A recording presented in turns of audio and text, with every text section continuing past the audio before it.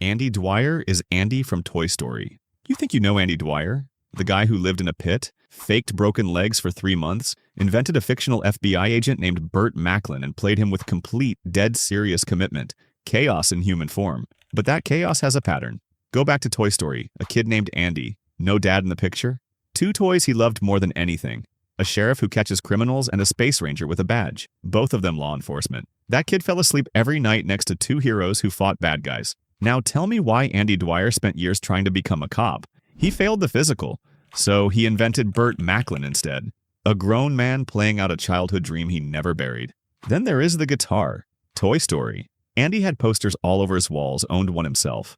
Parks and Rec Andy built his whole identity around one. And in Toy Story 3, at 18, Andy still could not let his toys go. That pull back to childhood is every Andy Dwyer scene ever filmed. One more thing. Andy Dwyer scored the highest written test result the Pawnee Police Academy ever recorded. He is not stupid. He just never had a father figure to point him forward. Neither did the kid in those films, whose dad never appears once across 3 movies.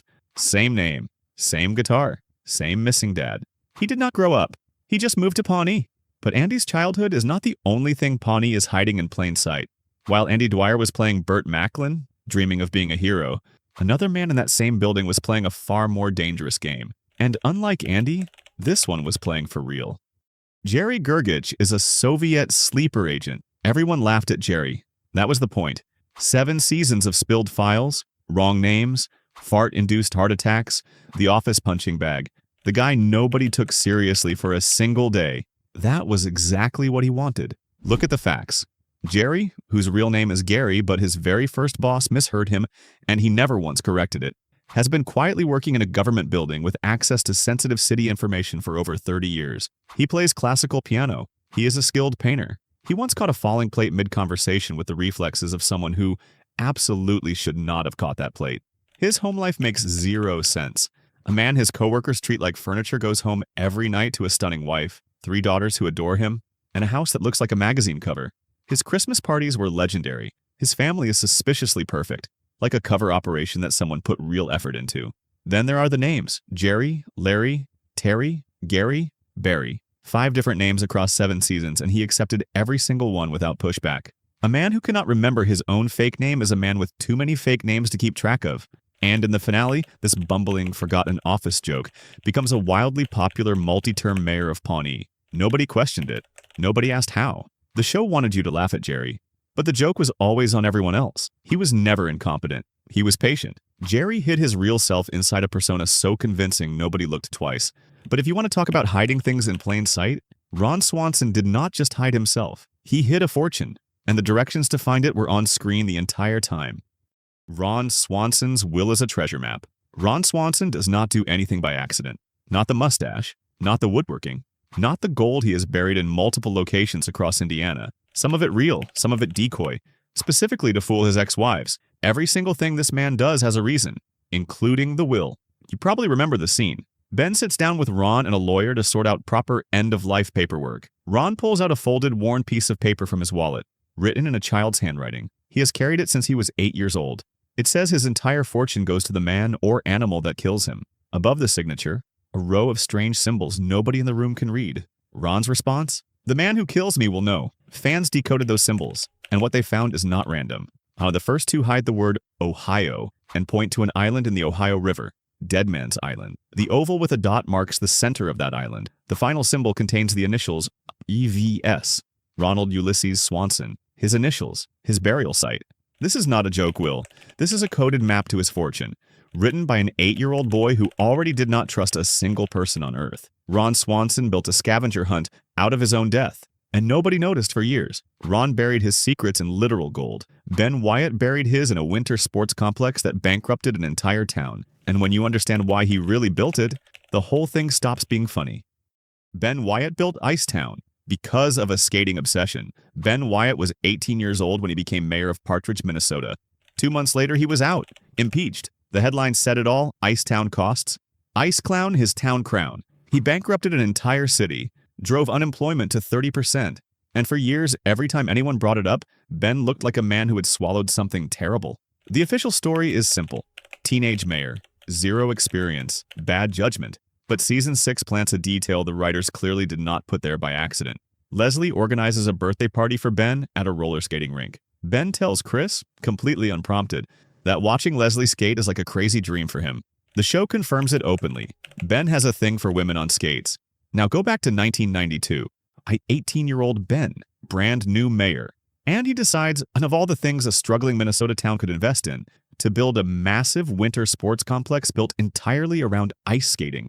He did not build Icetown because he had a vision for economic growth. He built it because he was a teenager who had not yet learned to separate personal feelings from public policy. The town went bankrupt. Ben spent the next 2 decades in guilt and therapy, and Leslie still wore the skates. If this kind of breakdown is what you are here for, subscribe. I do this every week. Now back to Pawnee. Because the next 3 theories do not just change individual characters, they change the town itself. And one of them involves a silence so loud it should have been the biggest story the show ever told. Leslie Knope is secretly wealthy. Leslie Knope earned around $53,000 a year as deputy director of the Pawnee Parks Department. That is the number fans calculated. Government pay scale, mid-level, small Indiana town. Now look at what she spent. She filled an entire pit, privately, when the government would not fund it. She bought Ben a handmade, full-scale replica of the Iron Throne. She funded custom artwork for every friend on Galentine's Day, every year, without fail. She paid for Anne's trip to London.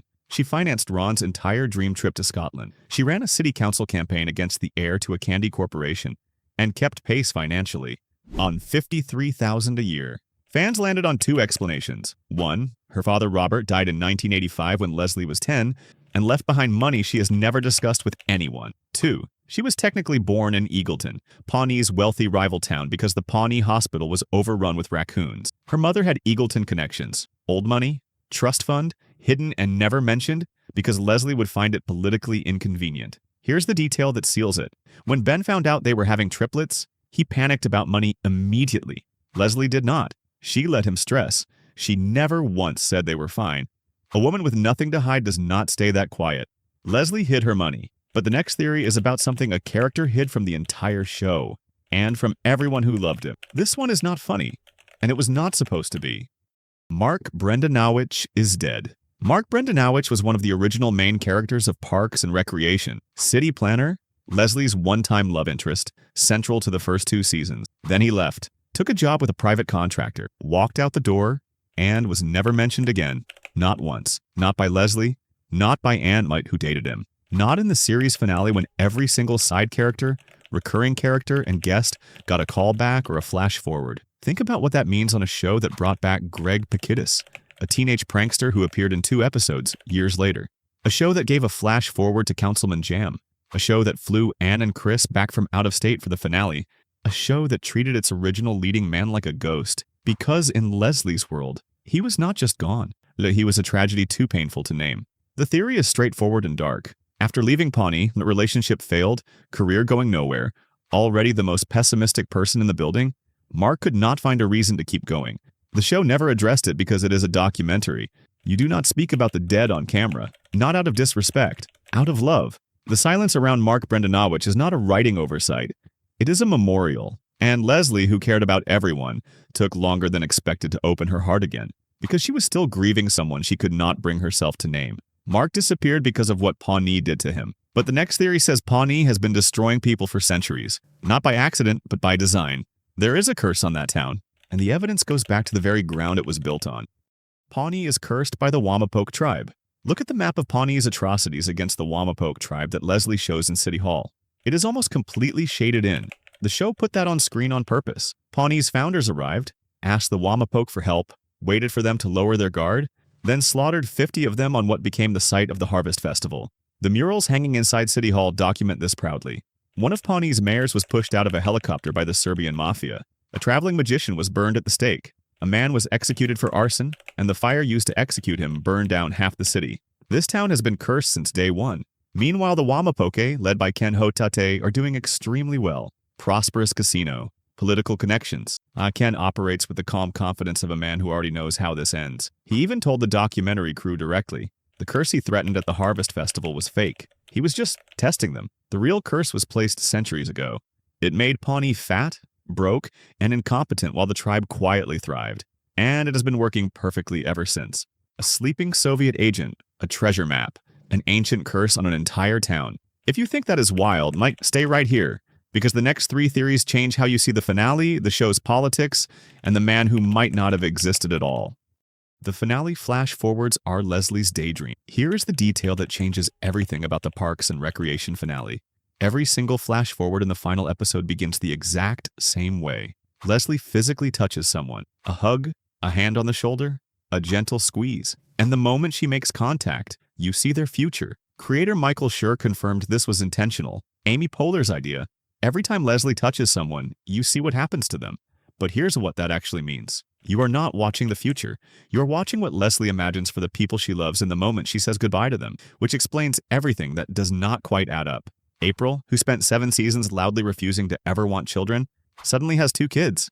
Jerry lives to be 100 years old while his entire family does not age a single day around him. The technology in 2048 looks exactly like 2015 because Leslie is not an engineer. These are not predictions. They are the hopes of a woman saying goodbye. Schur confirmed the ambiguity was deliberate. He said the flash-forwards could be real or they could be Leslie's imagination, and he was never going to say which. The show left that question open on purpose, because either answer changes everything you just watched. The finale may have been Leslie's dream, but the next theory is about 2 shows that share the same dream, and the same DNA, literally. Jean-Ralphio is Steve Harrington's son. 2 shows, both set in Indiana, one in the 1980s, one in the present day. And in both of them, there is a man with extraordinary hair, an obsession with his own charisma, money in the family, and absolutely zero impulse control. Steve Harrington from Stranger Things, Jean-Ralphio Saperstein from Parks and Recreation. The timeline lines up perfectly. Steve is a teenager in Hawkins, Indiana in 1983. Pawnee is 90 miles from Indianapolis. 2 years after the events of Stranger Things, Steve is old enough. Jean-Ralphio is exactly the right age to be his son. The theory goes further. Steve and Nancy have a child they cannot raise. Steve is broken by what he witnessed in Hawkins. Nancy has moved on. Steve's older brother, the doctor, takes the baby in, changes the name, moves to Pawnee. That doctor is Dr. Saperstein, which is why he spoils Jean-Ralphio completely. Not because he is a bad parent, because he knows this child came from somewhere dark and he is trying to compensate with everything he has. The actors themselves confirmed it. Joe Keery and Ben Schwartz did a full photo shoot together in matching outfits. They went on television and admitted, on camera, that Steve is Jean-Ralphio's father. 2 shows, 1 family, and the hair never lies. Chris Traeger has an undiagnosed eating disorder. The show played Chris Traeger's food habits entirely for laughs. 10 miles every day, 2.8% body fat, a vegetable loaf at a wedding, supplements for every meal. But strip the comedy away and look at the actual behavior. Chris was told as a baby he had 3 weeks to live. He survived. And from that moment forward, his entire sense of safety was built around controlling what went into his body, because his body had once nearly failed him without warning. And he was never going to let that happen again. That is not a lifestyle choice. That is a fear response that never switched off. The clinical term is orthorexia, an obsession with healthy eating that becomes psychologically damaging. Not about weight, about control, about the terror of what happens when you stop. Yet when Chris gets the flu in season 3, he does not just feel sick. He has a complete breakdown, because illness means loss of control, and loss of control means death. And death is the one thing he has spent his entire life running from. Then in later seasons, therapy, depression, the gradual, painful process of learning to eat a burger without it meaning something terrible. The show framed his recovery as a running joke. But watch it again, knowing what you know now. That is a man fighting something real. Something the show was too smart to name out loud. Chris Traeger was running from something the show refused to label. The next theory is about something the show predicted so precisely that critics and politicians alike were left speechless. Parks and Recreation saw the future, and it was not the one it hoped for. Parks and Recreation predicted the 2016 election. The show ended in 2015. The election was 2016, and somehow, years before it happened, the writers of a small NBC comedy put every element of that race on screen and nobody noticed until it was too late. Leslie Knope, a woman, 3 decades of public service, knows every policy, every regulation, every piece of legislation ever passed, runs for city council. Her opponent is Bobby Newport, the wealthy, unqualified heir to a candy empire who wants the job because he feels entitled to it. He knows nothing, he feels nothing, and he leads the polls the entire time. Show creator Michael Schur confirmed directly. Leslie was inspired by Hillary Clinton.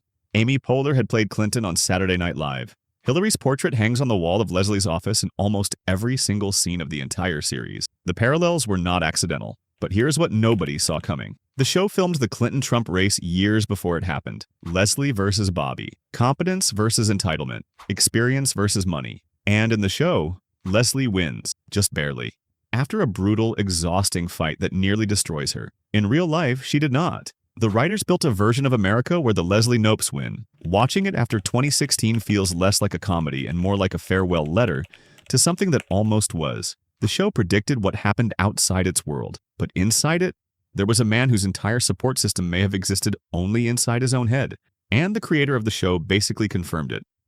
Dr. Nygard is Chris Traeger's alter ego. Chris Traeger mentions his therapist, Dr. Richard Nygard, constantly across 4 seasons, 15 sessions a week at his peak. He describes the man with reverence, with dependence, with something that sounds less like a patient talking about a therapist and more like devotion. Dr. Nygard never once appears on screen. Not once.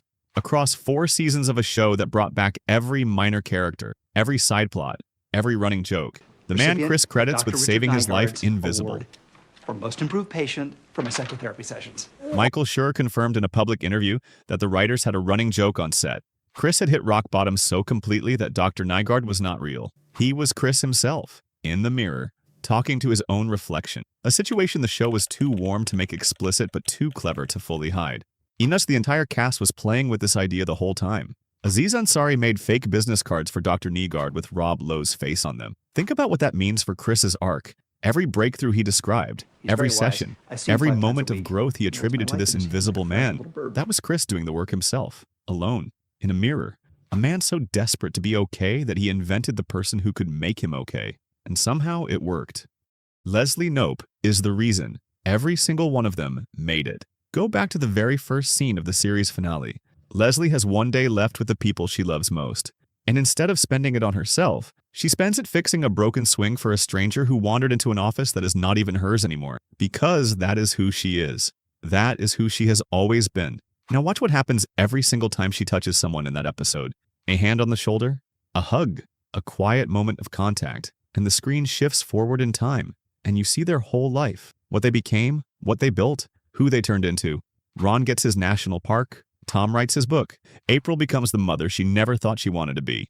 Jerry, patient, invisible, and I'm endlessly mocked Jerry, becomes mayor and serves 10 terms, and lives to be 100 years old surrounded by everyone who ever loved him. Every single person in that office became the best version of themselves. And the only variable across every single one of those futures is Leslie. She did not just work in the parks department, she built people, quietly, relentlessly, without ever once asking for credit. The show told you this in the very first episode. A woman who believes the government exists to serve people, who fills a pit nobody asked her to fill, who shows up for strangers, who never stops. We started this video by saying the chaos has a pattern. Andy's chaos, Jerry's patience, Ron's secrets, Ben's guilt, Mark's silence, the curse on an entire town, a finale that may have been a dream, and a political prediction hiding inside a comedy. A man talking to himself in a mirror just to survive. All of it, every theory, every hidden detail, every piece of evidence the camera caught and buried, connects back to one woman standing in a pit in Pawnee, Indiana, deciding that this place is worth saving. Leslie Knope was the pattern. She was always the pattern. That is not a theory. That is the whole show. 13 theories. Every single one of them was already sitting inside episodes you have watched 10 times. The show never hid any of this. It just trusted you to look closely enough. Now I want to hear from you. Which one hit hardest? Jerry, the sleeper agent? Mark's silence? Or the idea that everything you saw in the finale was Leslie saying goodbye in the only way she knew how? Drop it in the comments. I read every single one. And if you want more breakdowns like this, subscribe. Because what I am covering next week makes this look like a warm-up. Go back and rewatch One Last Ride. This time, watch Leslie's hands. You cannot unsee it now.